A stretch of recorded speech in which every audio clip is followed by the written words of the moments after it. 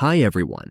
In today's tutorial, we will show you how to change the site icon, also called the favicon, on your Bigcommerce store. The site icon appears in browser tabs and bookmarks, helping strengthen your brand and making your store look more professional. Let's get started.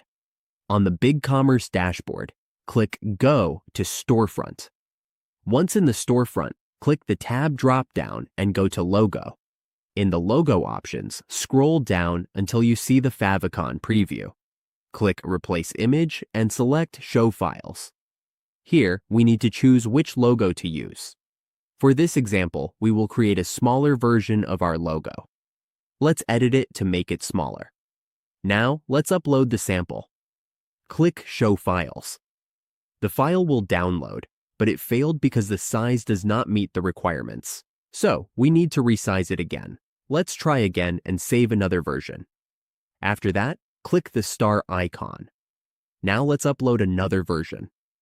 This one is correct and it fits. Now here is our new favicon. We can adjust the size or pixels if needed. Once saved, click Done. Now go to the storefront. If it is not published, the changes will not show yet.